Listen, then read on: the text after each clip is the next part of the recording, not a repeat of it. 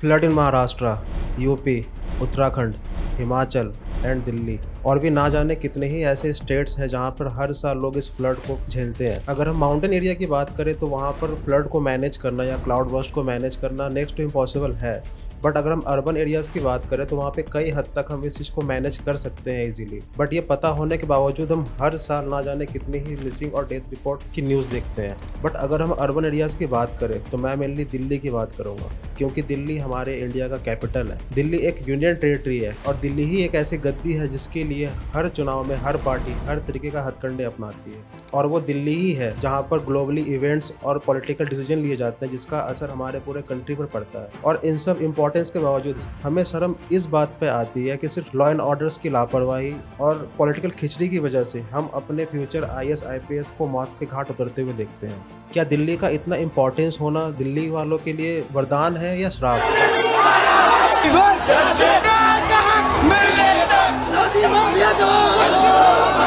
Aspirants की ही death नहीं हुई है। With those aspirants our faith in the system has died. 27 जुलाई 2024 यूपीएससी एस्पिरेंट्स के लिए एक ऐसा दिन जिस दिन उन लोगों ने अपने 3 साथियों को खोया था, वो भी सिर्फ एक इल्लीगल लाइब्रेरी चलाने की वजह से।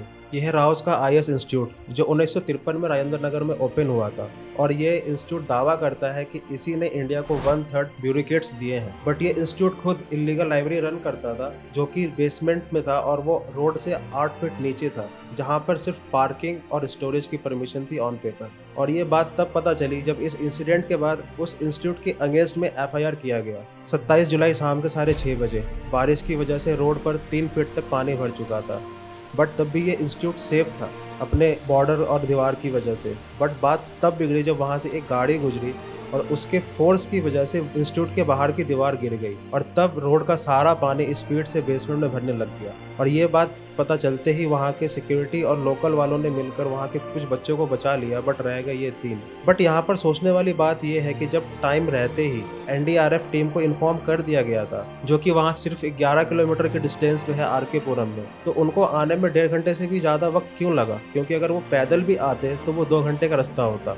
और इस इंसिडेंट के टाइम पे जब लोकल पुलिस को वहाँ पर उनके सपोर्ट में एक्शन लेना चाहिए था, उनकी हेल्प करने के लिए, वो ये काम ना करके वो उस ड्राइवर को ढूंढने में लगे हुए थे जिसकी वजह से वो दीवार गिरी, जैसे मानो उनको भी बकरा ही मिल गया हो। और सारा का सारा इल्जाम सिर्फ उस ड्राइवर पर डाल दिया जो कि सिर्फ एक सेफ जगह पहुंचने की कोशिश कर रहा था। तो मेरे हस्बैंड सिर्फ एक सेफ स्पॉट पे निकलने की कोशिश कर रहे थे। ठीक 1 महीने पहले किशोर सिंह कुशवाहा जो करोलबाग में रहते हैं, उन्होंने इसी इलीगल लाइब्रेरी को लेकर 3 ऑनलाइन कंप्लेन भी की थी MCD को, बट उसके बाद भी कोई एक्शन नहीं लिया गया। और इस इंसिडेंट के बाद जब डिजास्टर टीम ने आके डेड बॉडीज को निकाला तो वहाँ के लोकल्स का कहना है कि वहाँ पर 3 बॉडी नहीं 8 बॉडीज थी। We have seen the ambulances. We have seen them taking dead bodies in police vans. We have seen more than 3 bodies. So that is just a false news from every. But officially हमें अभी तक 3 body ही confirmation मिली है। इस sad incident के बाद सारे political party से अपना उल्लू सीधा करने में ही लगी हुई थी। जैसे सेंट्रल गवर्नमेंट ब्लेम कर रही है आम आदमी पार्टी को, आम आदमी पार्टी ब्लेम कर रहा है MCD को, और MCD में कुछ अपॉइंट होते हैं जिसको LG अपॉइंट करते हैं हमारे लेफ्टिनेंट गवर्नर, और लेफ्टिनेंट गवर्नर को अपॉइंट करते हैं सेंट्रल गवर्नमेंट। इस तरह से साइकिल चल रहा है एक दूसरे पे ब्लेम करने का। और इसी खिचड़ी को समझने के लिए आप ये क्लिप देख सकते हैं जिसमें आम आदमी पार्टी के MLA Saurabh Bharadwaj Delhi chief justice से टाइम मांग रहे हैं वहाँ के नालों को साफ करने के लिए। लास्ट ईयर मैंने पेन ड्राइव के अंदर वीडियो बना के डाला है। मैं ही इंटरव्यू ले रहा हूँ दुकानदारों से कि भाई ये हुआ, बोला नहीं हुआ, बिल्कुल नहीं हुआ। And I send this complaint to you directly, you didn't even respond to it. If you have time तो आज शाम को आप चलिए, अपने इनको इंजीनियर्स वगैरह को बुलाइए। अब मिनिस्टर इज आस्किंग यू कि आपके पास पूरे दिन में समय है, तो आप बोल रहे हैं मैं बताऊंगा। अरे यार, मंत्री के पास भी तो 100 काम है, मैं आपके लिए फ्री हूँ, आप बताइए कब चलेंगे।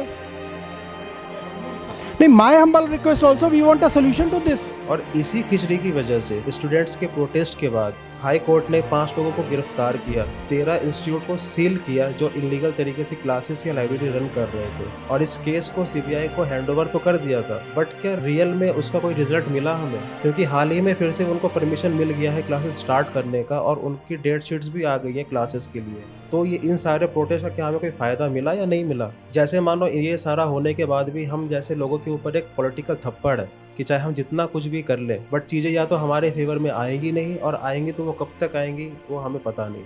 अगर हम इन सारे इंसिडेंट के पीछे जो रूट कॉज था फ्लड को लेके, अगर हम फ्लड मैनेजमेंट की बात करें तो आप ये बिल्कुल मत सोचना कि फ्लड मैनेजमेंट करने के लिए हमारे पॉलिटिकल पार्टीज़ के पास पैसों की कमी है, बल्कि अगर कमी है तो वो है प्लानिंग की। अगर हम चाइना की बात करें तो चाइना ने 2015 में एक स्पंज सिटीज़ के नाम से एक प्रोग्राम स्टार्ट किया था, जिसमें उन्होंने 16 सिटीज़ को लिस्ट किया जिसको वो स्पंज सिटीज़ में कन्वर्ट कर रहे हैं, और उसमें से काफ़ी सारे सिटीज़ ऑलरेडी स्पंज सिटीज़ में कन्वर्ट हो भी चुके हैं। इन सिटीज़ में ग्रीन एरिया और ग्रीन पार्क को इतना ज़्यादा बढ़ाया जाता है कि जब भी बारिश हो तो वो पानी को मेन रोडों पर आने से रोके, और खास करके नदी के किनारे ग्रीन एरिया का डेवलप किया जाता है ताकि नदी का पानी को रोड पे जाने से रोका जा सके फ्लड आने के टाइम पे। और यही सेम प्रोसेस दिल्ली में भी 2014 से हो रहा है। अगर हम ग्रीन एरिया की बात करें सिर्फ दिल्ली में भी 2014 से लेकर 2021 तक 3% ग्रीन लैंड ग्रोथ हुई है, बट हमें इस ग्रोथ को और ज़्यादा स्पीड से बढ़ाना पड़ेगा, क्योंकि अगर हम इसी परसेंटेज की बात करें तो जहां इंडिया में 3% के हिसाब से ग्रोथ हो रहा है, वही चाइना में यही ग्रोथ ऑलमोस्ट डबल के आसपास है। तो इससे ये बात तो क्लियर है कि प्रॉब्लम ना पैसा है और ना पॉपुलेशन है। अगर प्रॉब्लम है तो वो है सिर्फ प्लानिंग और एक अच्छी इंजीनियरिंग की। इसे हम ऐसे समझ सकते हैं कि जब हम अपने लिए घर बनाते हैं तो घर का रूफ हो या वॉशरूम के अंदर का फ्लोर हो, तो उसको हम इस तरह से डिज़ाइन करते हैं कि जब भी बारिश का पानी या वॉशरूम में पानी अगर इकट्ठा हो तो वो ऑटोमेटिक स्लोप करके नाले की तरफ ये चला जाए, ताकि ये पूरे वॉशरूम या पूरे छत पे फैला ना रहे। ठीक इसी तरीके से हमारी सरकार हमारे अर्बन एरियाज़ में खास करके ये सेम प्लानिंग कर सकती है, इससे कि ज़्यादा से ज़्यादा बारिश में भी पानी एक जगह टिके ना, वो फ्लो में सामने वाले नदी या नालों में जाकर वो मिल जाए, इससे कि जो हमारा मेन लैंड रोड होगा वो इस फ्लड का शिकार होने से बच सके। ये सुनने में बड़ा फैसिनेटिंग लगता होगा बट ये पॉसिबल है। ये है नीदरलैंड कंट्री, जो कि इंडिया से बहुत ही छोटा कंट्री है, बट उसके बावजूद वहाँ का फ्लड मैनेजमेंट इतना स्ट्रांग है कि जैसे मान लो उनको फ्लड से कोई फर्क ही नहीं पड़ता। जबकि नीदरलैंड एक प्रोन फ्लड एरिया है, वहाँ पर हर साल इतना फ्लड आता है बट उसके बावजूद भी एक सिंगल डेथ नहीं होती है इसकी वजह से। ये है वहाँ का बास्केटबॉल और ग्रीन एरिया, जो कुछ इस तरह से डिजाइन किया जाता है कि बारिश और फ्लड के टाइम पे पानी ऑटोमेटिक फ्लो करके इनमें जमा हो जाता है, जिससे कि लोग हाई एरियाज में सेफ रह सके। वहाँ के हर बिल्डिंग, कॉलेज, स्कूल के आर्किटेक्चर इस तरह से डिजाइन होते हैं कि पानी ऑटोमेटिक ओपन एरिया में फ्लो करे, ना कि वहाँ जहाँ पे लोग ज्यादा रहते हैं। और ये सब पॉसिबल हुआ सिर्फ एक अच्छी इंजीनियरिंग और एक प्लानिंग की वजह से। और नीदरलैंड के इस सक्सेस में सिर्फ वहाँ के गवर्नमेंट का हाथ नहीं बल्कि वहाँ के लोगों का भी हाथ है, जिन्होंने अपने पर्सनल प्रॉपर्टी गवर्नमेंट को दे दी, अपने पर्सनल इंटरेस्ट को साइड में रखकर, ताकि वो कंट्री को डेवलप कर सके। वो भी किस लिए? ताकि वो नदी के किनारे में फ्लड प्लेन्स को बना सके। उन्होंने अपने पर्सनल इंटरेस्ट से पहले अपने देश का सोचा। बट ये सेम चीज इंडिया में इमेजिन करना पॉसिबल नहीं है, क्योंकि यहाँ पर लोगों से उनकी प्रॉपर्टी तो छोड़ो, गवर्नमेंट अपनी ही प्रॉपर्टी फ्रीली यूज नहीं कर पाती, क्योंकि वहाँ पर लोग इलीगल तरीके से झुग्गियाँ बना के रहने लग जाते हैं। अब हो सकता है कि आप सोचेंगे कि चाइना के पास बहुत पैसा है और नीदरलैंड एक छोटी सी कंट्री है, तो ये इंडिया में कैसे काम कर सकता है, क्योंकि इंडिया हैज डिफरेंट चैलेंजेस। तो वो भी देख लेते हैं। हमारे एंसेस्टर्स जानते थे कि वेदर को प्रेडिक्ट करना बहुत ही मुश्किल है, इसीलिए उन्होंने ऐसे एंशिएंट आर्किटेक्चर के थ्रू वाटर बॉडीज को कंट्रोल करने का प्लान किया था। यहाँ तक कि पानी का लेवल भी अगर बढ़ जाए तो ये आर्किटेक्चर खुद से अपने आप ही वाटर सिप इन करके उसको एब्जॉर्ब कर ले, ऐसा भी उन लोगों ने प्लान किया हुआ था।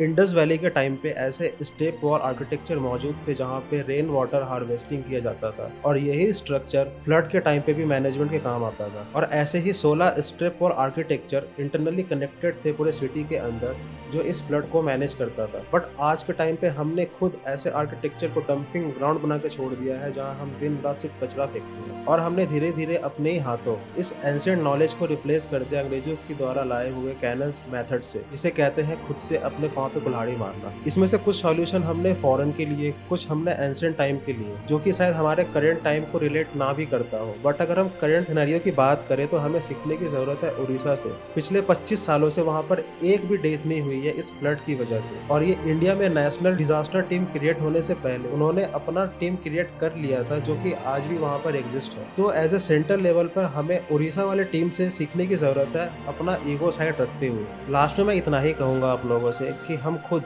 एज ए इंडिविजुअल लेवल पर इस चीज को फैलने से रोक सकते हैं। जहां हम कचरा नदी और नालों में फैलाते हैं, इससे ये पानी फंस जाते हैं और ये आगे फ्लो नहीं कर पाता और ये धीरे धीरे करके ये इतना बड़ा रूप ले लेता है। तो अगर कहीं भी कोई अगर डेथ होती है किसी भी लापरवाही की वजह से, तो उसमें 1% ही सही उसमें हमारा भी हाथ होता है। और इसी चीज को कंट्रोल करने के लिए अगर हम कचरे को भी अपने लेवल पर कंट्रोल करने लगे जो हम फैलाते हैं, तो एटलीस्ट 20% प्रॉब्लम वहीं सॉल्व हो जाती है। और इसीलिए मैं आपसे रिक्वेस्ट करूंगा कि ये वीडियो ज़्यादा से ज़्यादा शेयर करें उन लोगों के साथ, ताकि ये उस चीज़ को एज ए पॉजिटिव वे में उसको एक्शन ले सके और इस चीज़ को इम्प्लीमेंट कर सके अपने आसपास या अपने घर में। और साथ ही अपना सपोर्ट दिखाते रहिए इस चैनल को सब्सक्राइब करके, ताकि हम खुद को और बेहतर बना सके आपके लिए। बाकी हाल ही में एक आर्टिकल आया था कि अरुणाचल प्रदेश को इंडिया से अलग ट्रीट किया जाता है, उसके पीछे क्या रीज़न है और क्या नहीं है, इस पर भी एक डिटेल वीडियो बनाया हुआ चैनल पर, तो उसको आप ज़रूर देखें। और फ्लड मैनेजमेंट से जुड़ी अगर कोई सॉल्यूशन आपके दिमाग में है तो